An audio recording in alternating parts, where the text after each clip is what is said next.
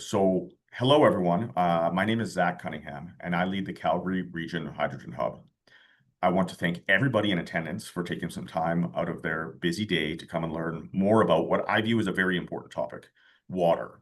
Now, I can certainly speak personally that I spend a lot of time on the water year-round, whether it's in a canoe in the summertime or an ice fishing tent in winter, usually in 30 below. Water is really important to me. And I think the importance of water in our lives and on our land cannot be overstated. And speaking of land, I think it's important for us to start off this webinar in a good way with a land acknowledgement. So the hub is located in the heart of Southern Alberta. We acknowledge and pay tribute to the traditional territories of the people of Treaty 7, which include the Blackfoot Confederacy, comprised of the Siksika, and the Piikani, the Kainai, and the Tsuut'ina First Nations, and the Stoney Nakoda, which includes the Chiniki, Bearspaw, and Goodstoney First Nations. The city of Calgary is also home to the Métis Nation of Alberta, Districts 5 and 6. So, kind of run a show here. I'm going to introduce our panelists. I'm going to pass it to them for about 40 minutes or so, and at which point we're going to have a Q&A period, and hopefully we'll have lots of great questions from everyone in attendance. We do have three really distinguished panelists today, and which is very exciting, that all have extensive experience in the water space. So our first panelist is Yves Matson. Yves is a seasoned water strategy expert with over 2 decades of experience at the intersection of sustainable resource development, industrial water treatment, and project delivery. As Director of Strategic Development at Integrated Sustainability, Yves brings a system-level perspective to water sourcing and treatment challenges, with a strong emphasis on decarbonization pathways, circular economy solutions, and emissions reductions. Yves is an advocate for aligning infrastructure innovation with environmental stewardship and regulatory compliance. His work supports hydrogen producers in meeting stringent ESG targets while unlocking new opportunities in water-stressed and disposal-constrained regions. Our second panelist is Adam Leese, and Adam Leese is the Manager of Decarbonization and its Disclosure at Integrated Sustainability. He has over 20 years of professional engineering experience, and he possesses a broad skill set spanning energy systems, decarbonization strategies, civil and environmental engineering, regulatory compliance, and project management. His background includes work across multiple jurisdictions and industries where he has led initiatives that leverage existing infrastructure and capitalize on the strengths of each sector to drive innovation in clean technology. And last but not least, our third panelist is Dr. John Fennell. He has been a practicing consultant in the natural resource sector for over 30 years. His experience includes developing local and regional scale groundwater systems, mine dewatering strategies, water supply and disposal, groundwater surface interaction assessments, implementation of monitoring and management systems, climate analysis and adaptation strategies, and environmental forensics. John has worked closely with the Alberta government through various initiatives to support the Water for Life strategy, the land use framework, and the cumulative effects management systems in the province. Primary area of focus for him is developing strategies to ensure water security and communicating the importance of that. So, with no further ado, I'm going to pass it over to Yves to kind of kick off the presentation about water and hydrogen. Yves, take it away. Thanks, Zach. Appreciate that. Wait for the slide to show up here.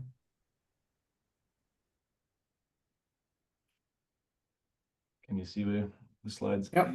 Yeah. Yep. Perfect.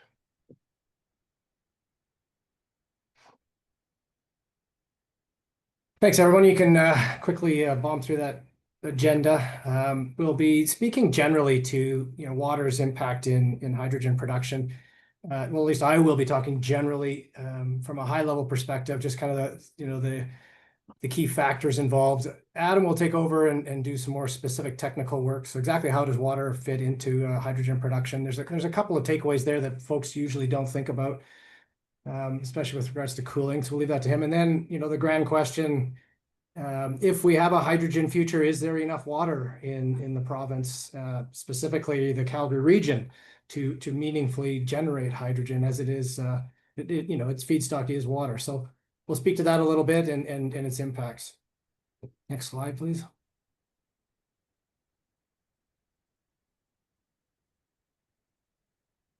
So a little bit about why integrated sustainabilities here. I mentioned, that first bullet point, it's a feedstock, obviously. But, Integrated is a very holistic water consulting and engineering firm. We consult for folks on where to get water for industry, how to get regulatory approval to use it, how to convey it, how to treat it. And then we also help on the wastewater side. So we've had a lot of, a lot is maybe a bit of a stretch, but we've had a good handful of hydrogen projects from different scales come to us, everything from the smaller ones to large multi-billion-dollar projects, looking for those kinds of answers around water. How do we get it? How do we use it? How are we responsible with it?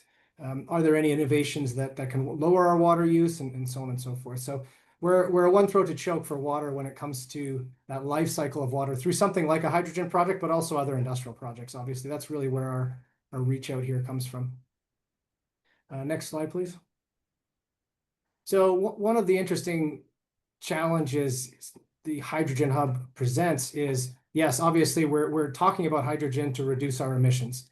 And the city of Calgary has, a net zero emissions goal, but they also have a less water use goal. And so really, I think at the heart of this presentation today is answering the question, is hydrogen production possible in a city that keeps growing? 50, 60,000 people a year is not unusual in terms of growth. And so if you're looking at a future that has a lot of hydrogen in it, can we support that? And what kind of hydrogen projects can we support inside a framework? And so we don't upset the apple cart here in terms of the successes the city's had in using less water for a growing population. So how do we balance these two goals? One is net zero through a portion of its hydrogen, and another through a responsible maintenance of the stewardship of water that we've been journey that we've been on. Next slide, please. So this discussion today is really about the different scale of production. And I think what happens a lot is we hear about really big projects, mega projects happening, and there's often an alarmist narrative there about how much water that will take. And it is true that on the large size of hydrogen productions, 500 tons plus, the big steam methane reformation projects, for instance, they do use a corresponding large amount of water. The true is the flip side of that is also true. The small projects, CPKC's 1 megawatt pilot doesn't use much water. There's a ratio that Adam will get into here in terms of how much water is used in the actual process, the splitting of atoms, for instance, in electrolysis and in steam methane reformation, for example. But for scale's sake, let's look at some heavy transportation fueling stations per se, and certainly the city of Calgary and the accelerator has put out projections for how many of these they could possibly use in the city of Calgary to make a meaningful dent in transportation at 4 tons per day or at that level. This is not a centralized massive facility somewhere that is pumping tons of hydrogen. This could probably most likely be a decentralized option where you're making it locally.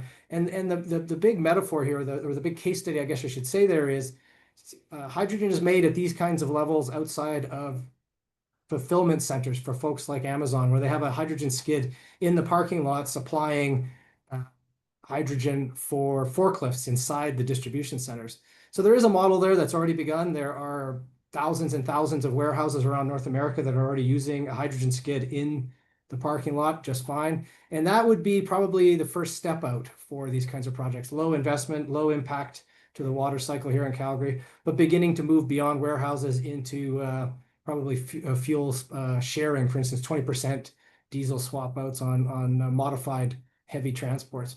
So this kind of gives a sense of the landscape of these projects and how when we talk about hydrogen, we shouldn't paint the same brush across all the projects. They're very different in terms of their impact to the water cycle and the municipal system especially. Next slide, please.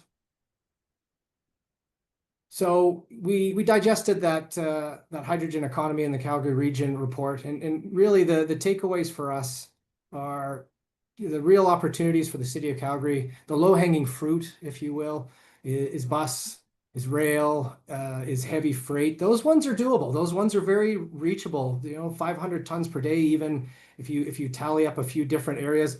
Certainly doesn't represent the entirety of natural gas coming into the city by any stretch of the imagination, but it makes meaningful dents on emissions, and those are doable.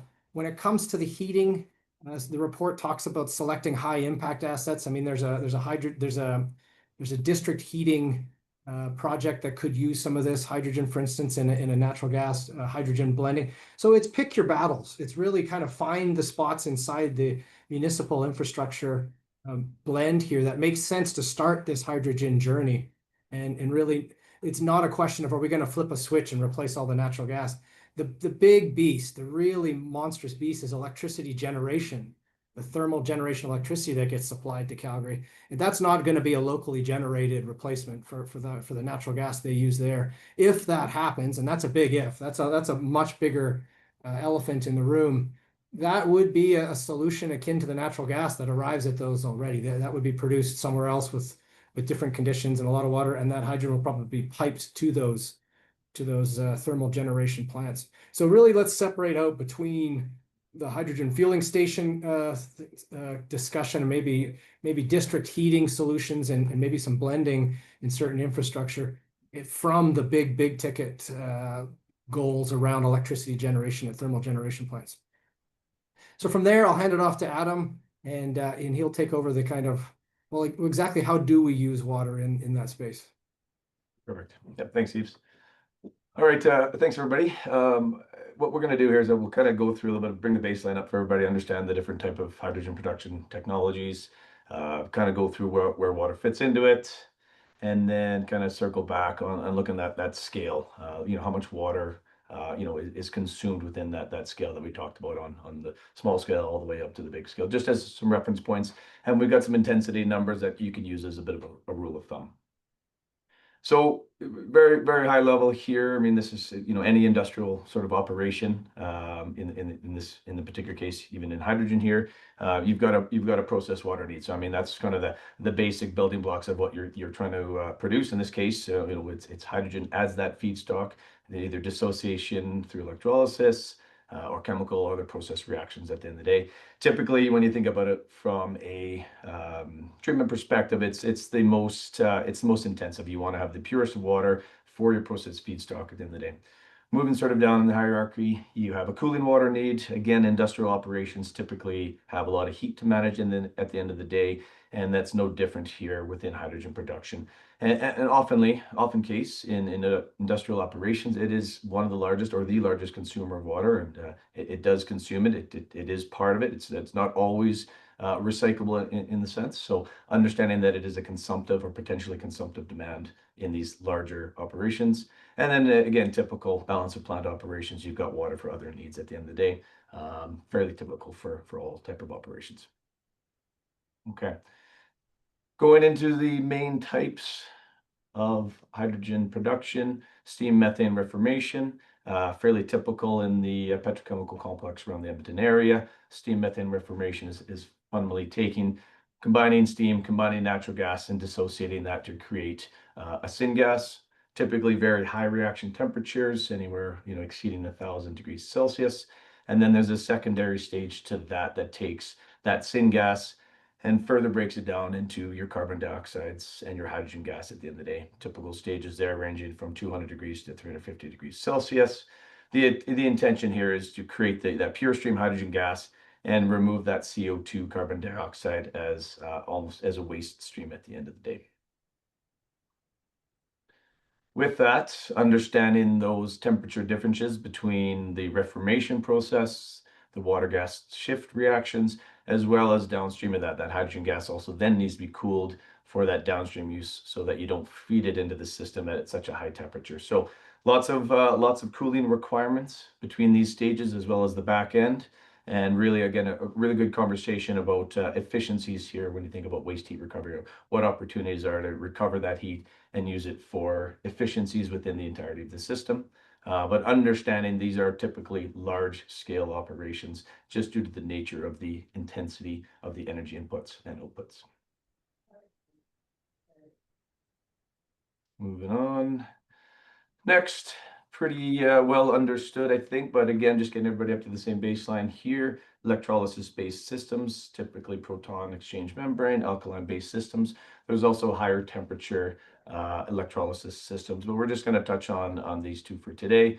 It's just dissociating hydrogen into its component gases, hydrogen as a gas, oxygen as a gas.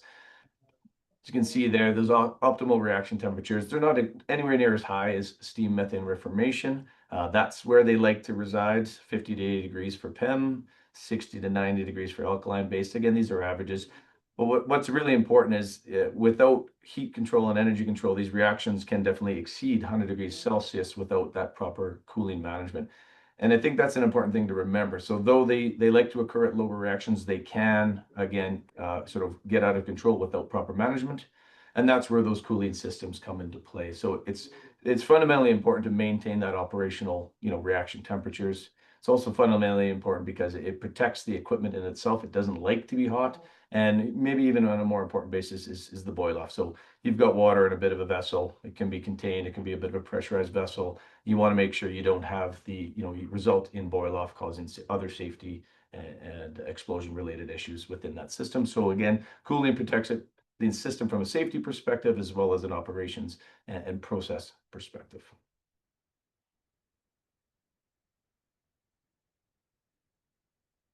All right, and we move into sort of the last kind of major production technology that's certainly been discussed certainly in Alberta and southern Alberta is methane pyrolysis. And fundamentally what it is just splitting methane into its component parts as well. But what it does is it creates a hydrogen gas and a carbon solid under very, very high temperature reactions in the absence fundamentally of any other, of oxygen at the end of the day. So typical reaction temperatures, 500 degrees with catalyst. So these are special metals that enable the reaction to occur at lower, but at a high cost. And then all the way up to 1200 degrees Celsius without catalyst. And so again, very high temperature reactions. And then a third system is plasma based, using fundamentally electrical energy to dissociate this under anoxic conditions.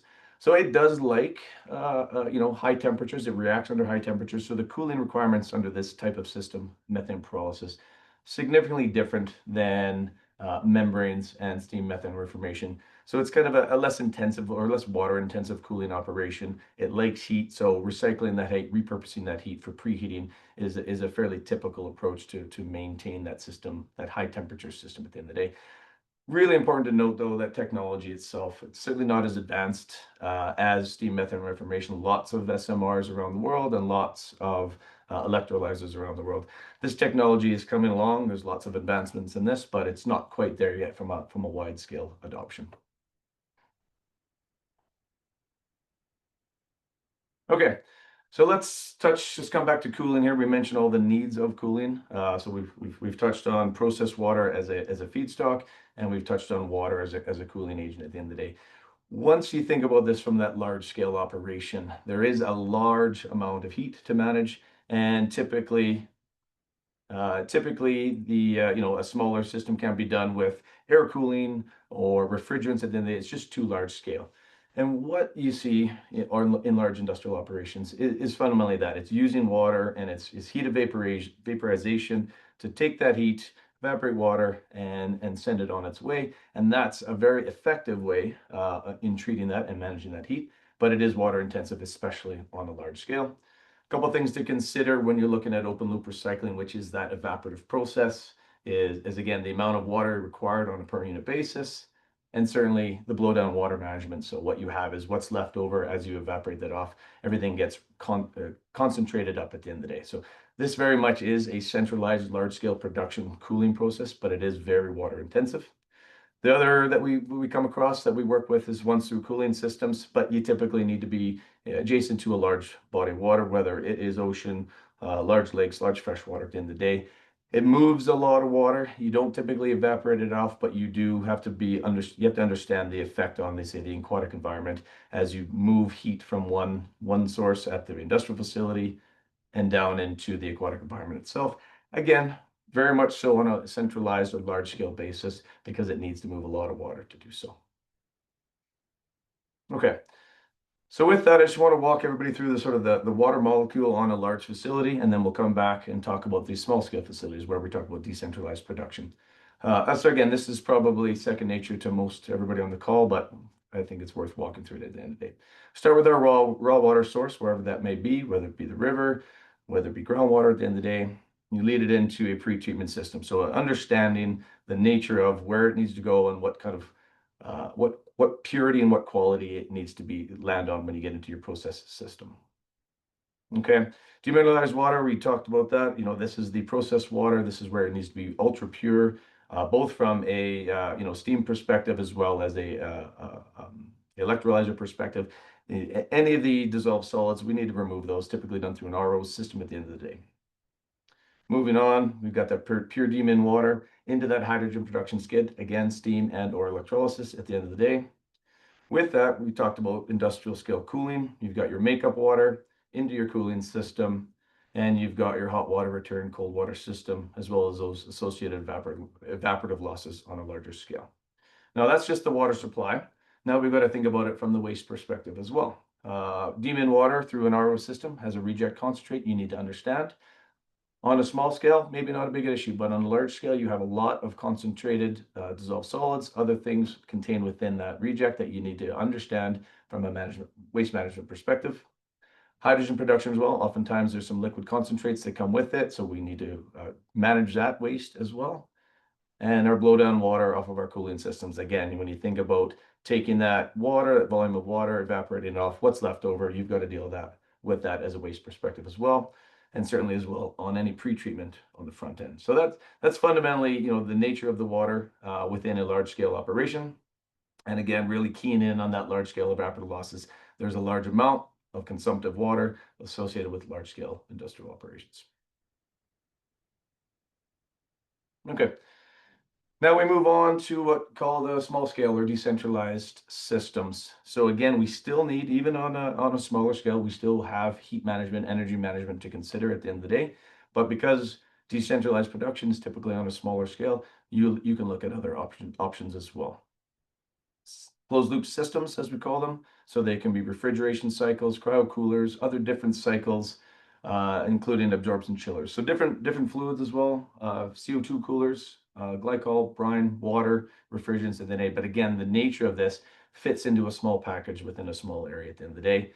Really understanding now, are there opportunities, well, with cohabitation? You know, can I take that smaller scale, can I take that heat? Can I do something with it within maybe something like the city within the boundaries of another operation? Waste heat is a really good opportunity for cohabitation and using waste from one for an opportunity for another.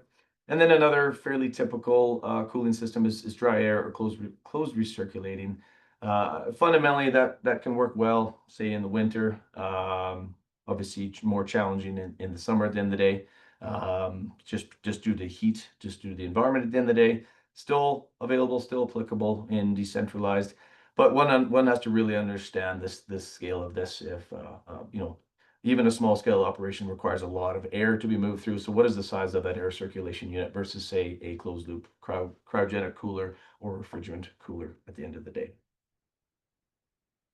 So another thing to consider, though, when you're on this journey of water versus decarbonization and electricity, so, you know, by utilizing closed loop systems, yes, your water demands can go down, but your electrical demands can go up at the end of the day. So really trying to understand holistically what effect on your decarbonization goal does your increased electricity demand have on your plan at the end of the day. So understanding the puts and takes on both of those is super important. Okay, so we mentioned some rule of thumb numbers here. So understanding the difference between gray and subsequently possibly blue and green through electrolysis in the day. So what we're showing here, again, rule of thumb, just to give you a sense of an intensity basis. What I've shown here in red is that processed water. That's that consumptive water needed to drive the system, the process of the system to create that hydrogen at the end of the day. So here's some typical numbers. Again, sort of middle of the road, 4.5 liters of hydrogen, 4.5 liters of water per kilogram of hydrogen at the end of the day. Electrolysis, you know, approximately double that. As we've mentioned, the consumptive amount associated with the other, which includes cooling, which includes blowdown water management, includes cooling water feedstock, etc. Understanding the scale of it, significantly more water typically required on a large scale operation associated with that balance of plant or those other operations at the end of the day. So you can really see the kind of stark contrast between that processed water and the balance of plant water at the end of the day.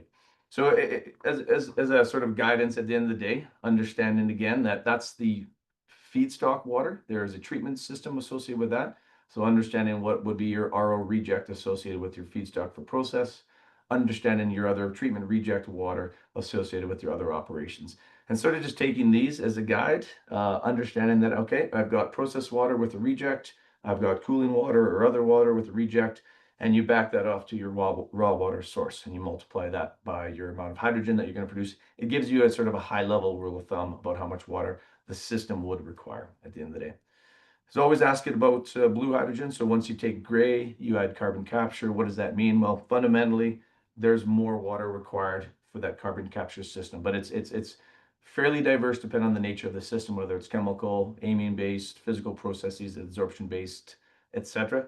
At the end of the day, there's additional water required from an industrial perspective if you're looking at carbon capture on a gray / steam methane reformer.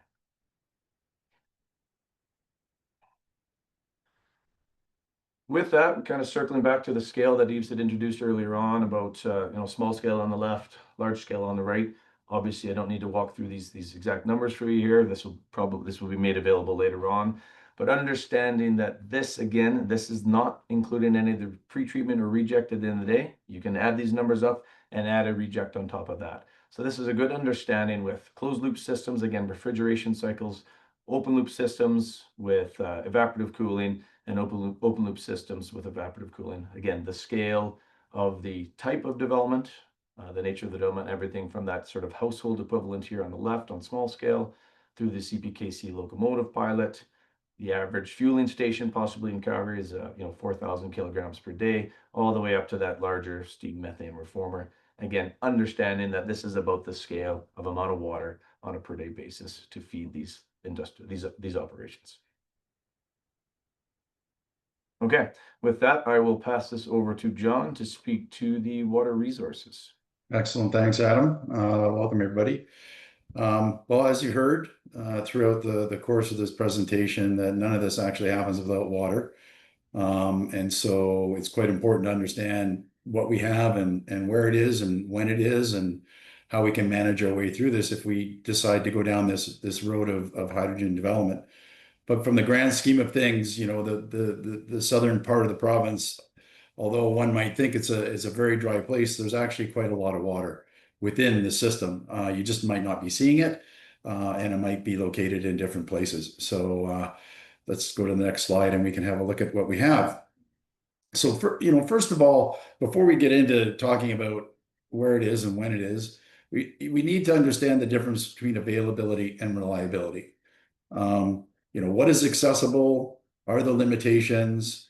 Is it always where you need it, when you need it? These are all very, very important things. How is the climate variability and climate change manifesting itself on the reliability side of the equation?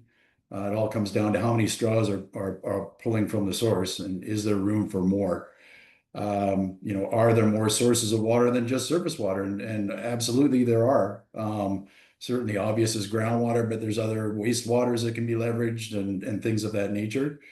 And really, multiple sourcing and storage strategies can be employed to reduce the risks to shortfalls in water security. I think if you look at the city of Calgary, if it didn't have all of the reservoirs that are supporting the system, the city would not be able to exist with the population that it has. But the city has managed to work its way through that, capture the water at times of the year when there's plentiful amounts, and leverage it over the course of the year when the flows are lower. That's a really good example of how you can manage your way through shortfalls during certain times of the year. But we see that we are located in a very water stressed area compared to other parts of the country. But we do have a lot of water sources. We do get an annual snowpack every year. It does vary from time to time. I know this last year was it was low, but the other years it could be high. But it is stored water, and it does melt, and it does deliver water to the streams. You know, our part of the world here is a snowmelt dominated area, so we do rely on this. However, it has been declining over the last few decades, and projections are that it will decline even more. So we need to be aware of that. Glaciers, they do provide water to the flow of rivers like the Bow and the Elbow. On average, 1 to 3% of the flow in the rivers is due to glacial melt, but that can be quite higher during low flow years, 20 to 50%. As a matter of fact, in 1970, it was 50% of the flow in the Bow River was coming from glacial melt. But again, the glaciers are disappearing, and they're projected to be gone by the end of this century. So that supply of water will no longer be there. But of course, there'll still be the annual snowpack, and of course, the seasonal rainfalls. But we do get those. Sometimes they can be quite intense, but they do happen. But they are again shifting and changing, and we need to be aware of that. So we can see that, you know, most of the surface water in the basin is in the Bow Basin, at least, is generated in the eastern slopes and the foothills. That's where most of the water is coming from. There's an advantage being close to the headwaters, because you end up getting good quality water coming past you, but it can be quite variable. And so we have other sources of water, such as groundwater, where we have large buried sands and gravel deposits that contain water like a big sponge. And we also have the bedrock aquifers. And when you actually look at the difference between the amounts of water between these two systems, the groundwater is actually the lion's share. It's probably about 30% or 20 to 30% of the fresh water that we have in southern Alberta. We focus a lot on the surface water because we can see it and it's easy to get to, but the groundwater is a significant opportunity. And of course, strategies of using both conjunctively can get you through some water stressed situations. Next. So we need to consider how the water flows through the system. You can see this is a hydrograph from the Bow, showing the 75th percentile, 25th percentile in the flow in 2024. You can see it's quite variable, but most of the flow occurs, you know, during the springtime. It's all front loaded into a few months. The rest of the time, it's a transition to base flow, and of course, there needs to be ecosystems flows and things of that nature. So if you were requiring, let's say, 100 cubic meters per second of flow, you would only really be able to get that in certain times of the year, because other times of the year the flow would not be enough. So you'd have to have some sort of a strategy around that, and that's where storage comes in, whether it's above ground or below ground. It doesn't matter. It's stored water that can be used when you know, the snowpack is depleted and the rainfalls are done. So that's the supply side. Let's look at the demand side. So in Alberta and southern Alberta, for that matter, most of the water is accessed as surface water. So we can see for the provincial average, which is very similar for southern Alberta, surface water makes up more than 96% of the water that's accessed for human use or industrial use. You see groundwater there is less than 4%. So huge opportunity, and a small use leaves it open for something that could be leveraged in the future. About 71% of the natural flow of the Bow River is allocated based on Alberta Environment's numbers. A lot of that is about 71% of that is consumptive, but 4 billion cubic meters is what flows through the system on an average natural stream flow. So we know that a lot of that is currently licensed, and a lot of it is being used, but not 100% of the water is used. That's the other thing to keep in mind. So there's still a capability in the system. Next. Key users, well, irrigation, we know that for a fact. It's a very large user, about 74%. Municipalities at 18%. There is environmental management at about 5%, and then industries around 3%, which is the smallest user. We know that there's capacity in these systems, so the opportunity is certainly there. Next. We see that the demand intensity has reduced significantly over the years. We know that from the Calgary reports. And Yves showed it earlier that the demand has been going down, population is going up. So, conservation and efficiency measures are working. But we do know that this supply will vary seasonally as well as interdecadally and decadally due to climate cycles like the El Nino Southern Oscillation or the Pacific Decadal Oscillation. These things affect the water balance of the area, and they do work in cycles. Sometimes we're in wet and cycles, sometimes we're in dry cycles, and that will influence how we have to manage our water to ensure that we have enough to do what we want when we want. Next. Well, the fact is, the southern Alberta is closed. The South Saskatchewan Basin is closed to new licenses for surface water or groundwater under the direct influence of surface water. And this has been since 2006. This was done as a precautionary measure. Next. Intended to protect the aquatic ecosystems and maintain water conservation objectives that were set up to protect those systems during low flow periods. It reflects the reality that demand has to some degree outpaced sustainable supply as we know it, particularly in municipal areas and in industrial needs due to the changing hydrology from climate impacts. Now, when I say it reflects the reality that demand has outpaced sustainable supply, really, if you were to factor in a groundwater option, you might change your opinion on that, because that is certainly a source that isn't being leveraged to the degree that it could.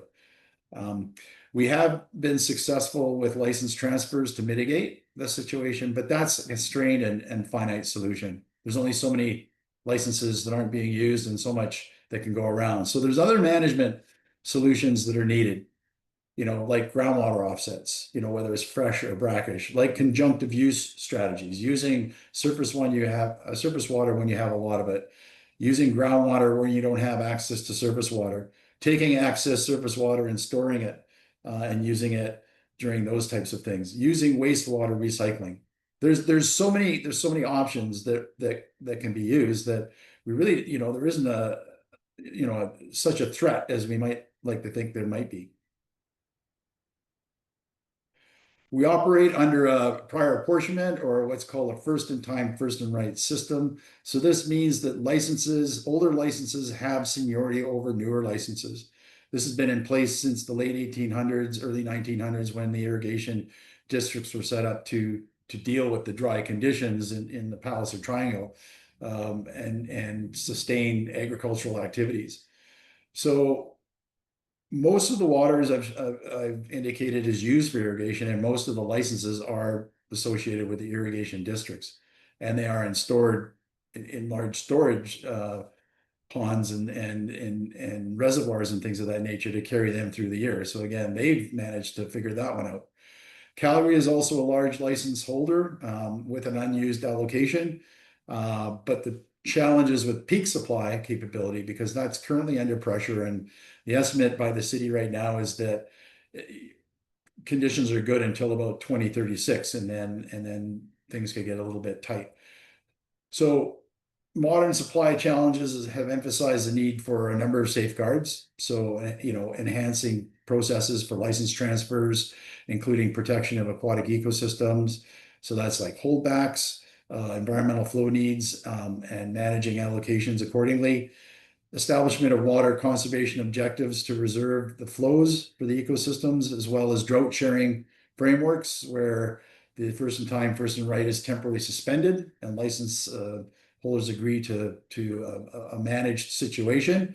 I think the most recent one in 2024 was voluntary 5 to 10% reductions in uses, and in 2001 during that large drought, the agreements were 60%. Everybody used 60% of their allocation. So the irrigation districts transferred some of that money over to the other users so they could get through.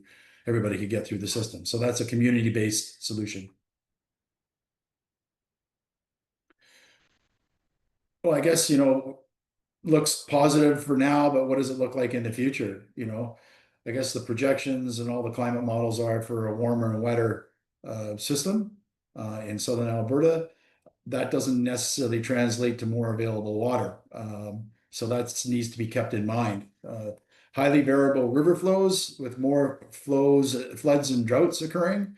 By mid to latter part of the century, we have a very different looking hydrograph with respect to seasonal precipitation. We have a shorter winter season and more front-loaded amount of water in the system coming off. So we've got, less snow or more rain on snow events and more water coming through the system early in the year, and a quicker transition to base flow and lower base flow conditions in and around the June to September time period. And so that's something to keep in mind.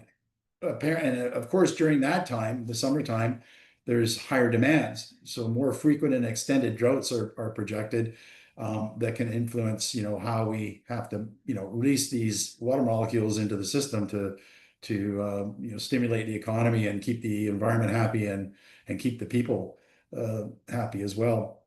So adaptation will definitely come from innovation and practical solutions to maximize water supplies and support business activities that are reliant on water, like the hydrogen development. And so, but I think at the end of the day, there's a lot of capacity in the system that we haven't even leveraged, and we got many management strategies that can get us through what would seem like water stressed or water crisis situations. And we've managed to do that up to this date. And as a society, we're quite adaptable to this. We just need to manage what we have when we have it appropriately. Thanks, Adam.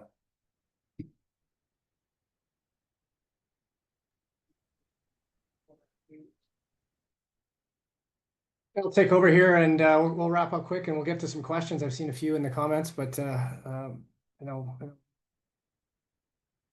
we've got a couple of ideas here to share in terms of the scale here.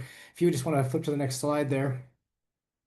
One of the considerations in this bullet list here are not going to be new to anybody who's had to develop a project, and those exist. I think that the key takeaways is back to that idea of scale.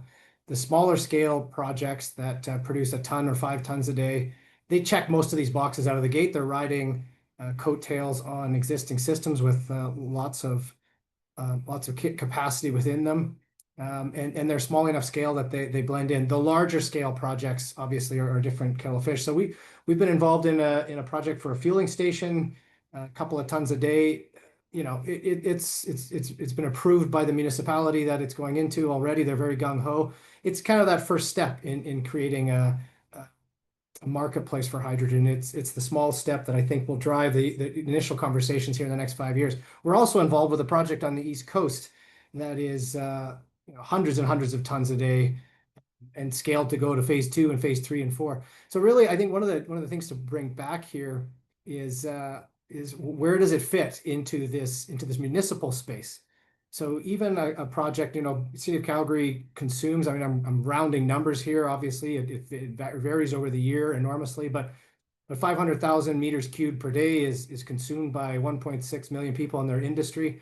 So even if we had something on the order of one of those larger projects, 500 tons per day, where does that fit into something like that? If that was distributed among a whole bunch of different projects and it tallied up to 500 tons a day, that would be about 25,000 cubes per day of consumption, which would be about 5% of what we use now if we use that 500,000 cube benchmark. So there is some capacity there. I mean, obviously that's a significant amount of water, but in return, with regards to the decarbonization goals of the city, that's for policymakers to decide. Is that worth that 5%? Is that accommodatable within our current municipal water infrastructure? In my opinion, is yes. But that's to be decided by the folks who pay the bills and make the policy. So if you could flip to the next slide there. I think, if we brainstormed on these in terms of what the key takeaways of this are, more of our economy is dependent on water than most people realize. Every product relies it. The oil and gas industry that supplies our current energy mix relies on it enormously. Manufacturers rely on it. Even the white collar folks in the towers downtown that are hosting their businesses in the cloud make use of a lot of water from data centers. I mean, we're starting to get more aware of the water demands of data centers for the same reasons hydrogen uses water. The total bottom line of water for a data center is also large. And so we have to husband our water well. There's no question. And I think there's a lot of perception that drives that policy. And so we want to avoid scapegoating one industry or another with regards to how they use water. We all use it, and we need to get more. We need to get more knowledgeable about how it's used and how to manage it to drive that policy. On a small scale, though, water is not a limiting factor for decentralized, smaller scale hydrogen. It simply fits well within the existing use case in Calgary. If we go to scale and there are 500 small scale projects, of course that's different. You've multiplied the amount of water, and so that would need to be managed.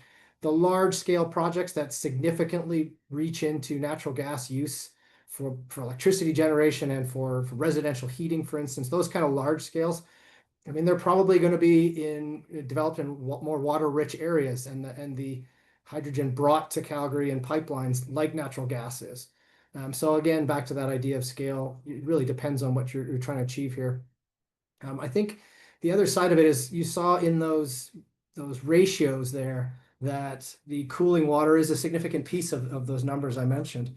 So utilizing waste heat, I mean, I was told that 60% of the hydrocarbons we burn goes up in waste heat. There's obviously an immense amount of waste heat that as a society we could capture and lower the amount of hydrocarbons we burn, but lower in the case of hydrogen, the amount of water we're using for cooling. So when we think about district heating projects that would generate hydrogen to displace some or all of their natural gas, well, the reason they're burning that hydrogen or natural gas is to do district heating. The waste heat from the process could displace some of the resource use as well. So really thinking holistically in terms of systems. Engineers are not paid to do that right now. Engineers are given specs, water in, water out, or they're given a certain amount of BTU you need to generate.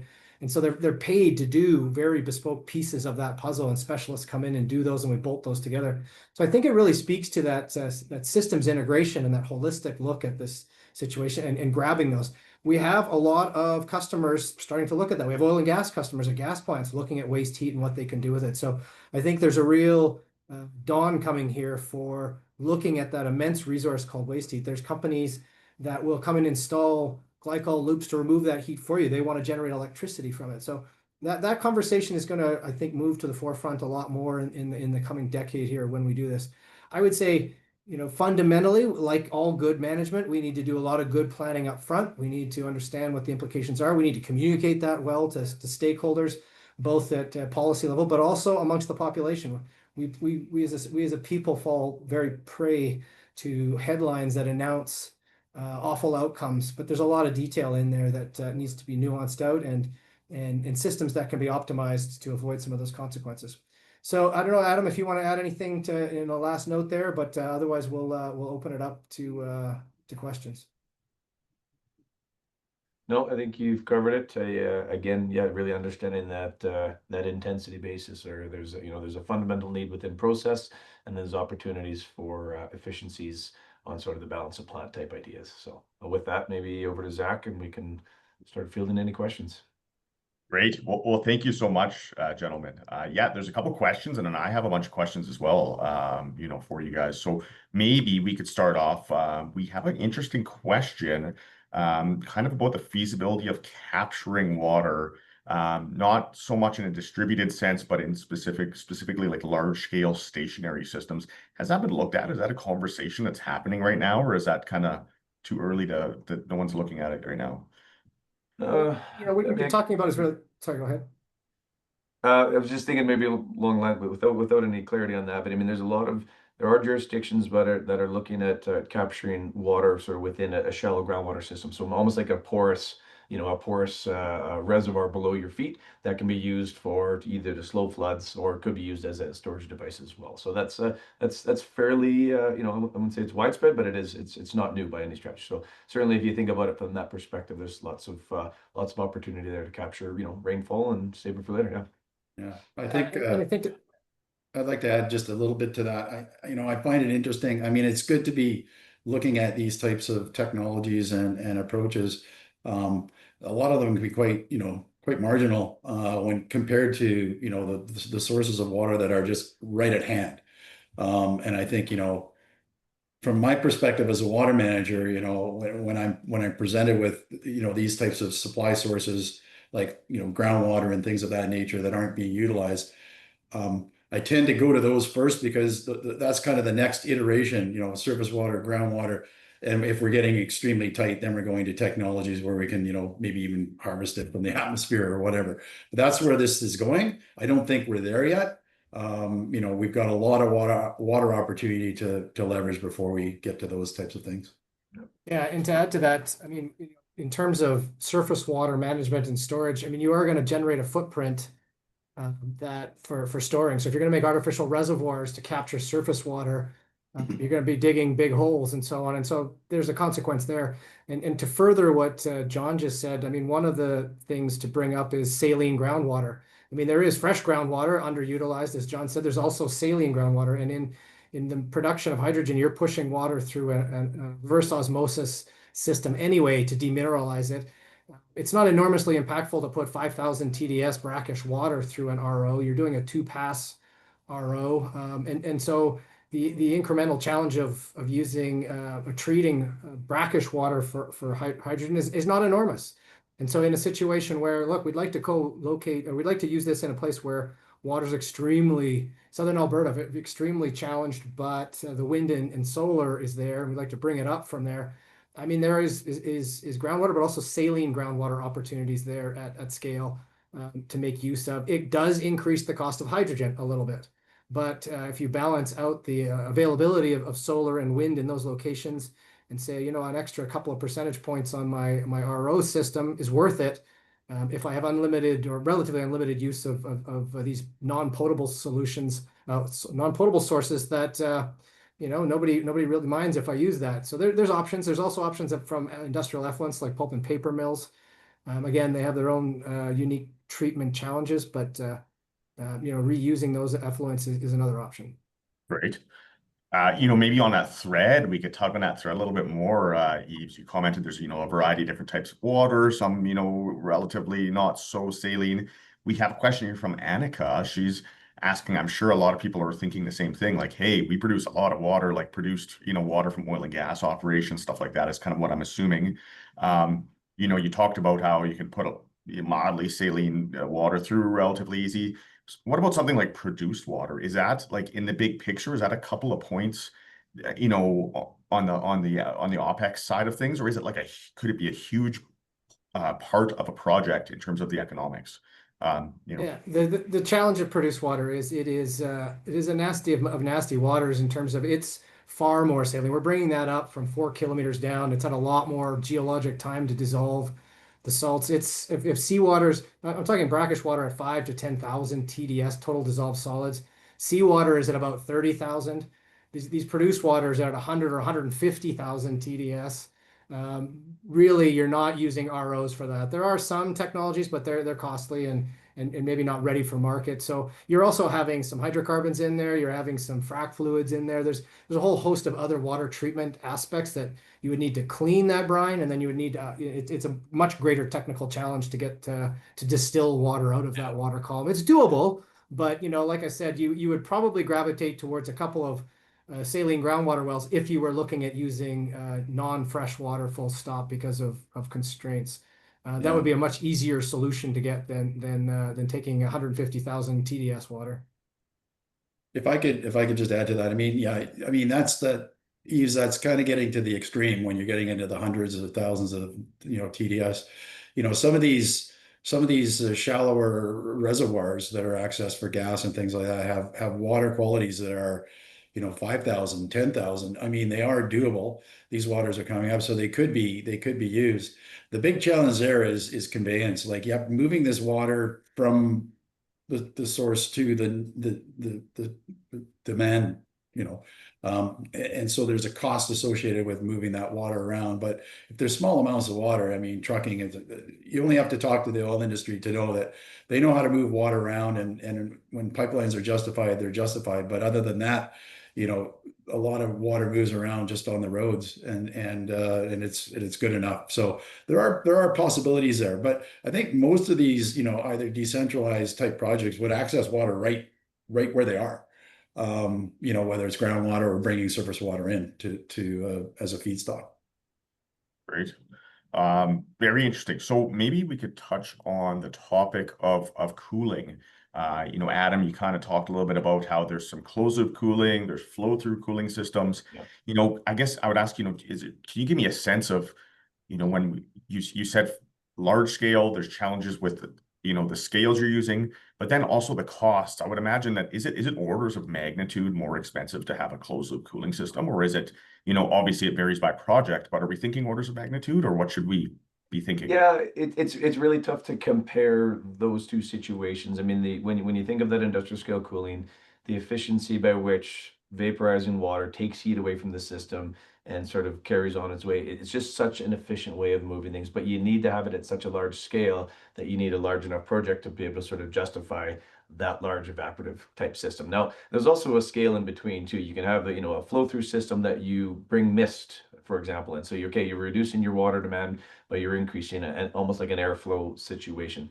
Refrigeration type units are definitely kind of meant to be packaged small, so there's going to be a more costly kind of system to that on a sort of a per unit cooling basis, obviously, but it's meant to be tucked into small area, less obtuse, less obvious than a large cooling tower at the end of the day. So there's part stakeholder as well as part economics at the end of the day, but they definitely are more costly on a sort of per unit of cooling basis.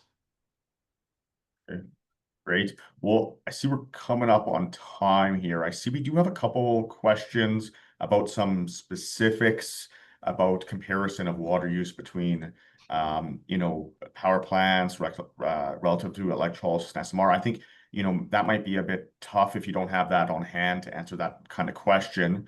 I can feel that a bit qualitatively. I mean, at the end of the day, you think about, thermal power plants, and we go back to simple cycle. The difference between a simple cycle power plant and combined heat and power, and even to trigeneration, and you think about those efficiencies at the end of the day. So as you move away from simple cycle to combined heat, you're utilizing that heat as part of the system. So your cooling requirements just definitely, inherently change at the end of the day. So it's really that same concept that we're talking about is, okay, how can you kind of co-locate or make something more efficient as a whole? Now, in terms of a comparative scale, I don't have that in front of me at the end of the day, but it really, again, is that same concept. There's a cost associated with combined cycle heat and power, but when you look at it from the rest of the perspective of, electricity generation effectiveness, water use, water consumption, that can balance out at the end of the day. Same concept on here if we can repurpose a waste. Great. Okay, final thoughts. You folks released a white paper recently. I don't know, did you want to make a couple comments about that, or who should be reading that? How do you access that? I guess we can make that available. Sorry, I should have copied a couple of the folks here who put links to some great reports. I'm going to check those out. We'll make that available for sure. I think at the end of the day, the report speaks to a lot of the themes we talked about today. How is it used? What are some opportunities inside these projects to do optimization? And when I talk to a lot of hydrogen project developers, and especially the large ones, I mean, they view water as it's 2% cost of the project. The big ticket numbers are over in say windmills or other bits of infrastructure. And traditionally the big projects especially see this as an afterthought. We'll figure that out when we get there. And really the theme of the last 5 or 10 years has been, the stakeholders, especially where you're putting these projects, are very sensitive to the water demands that you're putting on their local basin. And so figure this water out earlier, demonstrate that you're thinking about it hard, that you're optimizing your system. It doesn't add very much to the project development costs at all to do this, but it is certainly a flashpoint for folks. And you can see projects get canceled because they haven't done that work. They've focused on the off-takers and the economics and the cost of the kilogram of say of hydrogen in this instance. And when stakeholders come to say, well, what about the water? They say, well, we'll figure that out later. And that's really not flying anymore in these kinds of large scale industrial projects, and certainly in the city. So folks like us and others can help answer those questions and really get to the the use case scenario of that water and how it impacts the basin. And we can begin to educate folks and say, as part of this project development, we're doing this kind of optimization. We're going to spend treasure here to lower our cooling needs and so on and so forth. And I think that will really provide a bit of wind in the sails for this kind of a project to go forward. Because if we just blithely go ahead and use water willy-nilly, the feedback from folks is negative. Let's put it that way. Great. Well, hey, all right, folks, you know, I think that does it for today. I just want to give a really big thank you to everyone who attended, and a special thank you to Yves, Adam, and John for really giving some valuable insights into a really interesting and important topic that I know very little about, but I know a little bit more today after this. So I really appreciate that. So as I mentioned earlier, this webinar will be posted on our website, calgaryhydrogen.ca in the next week at some point. Please sign up for our next networking event during Stampede and our next webinar that'll be on hydrogen purity. So again, thanks everyone for coming. Yeah, look forward to future webinars with you all.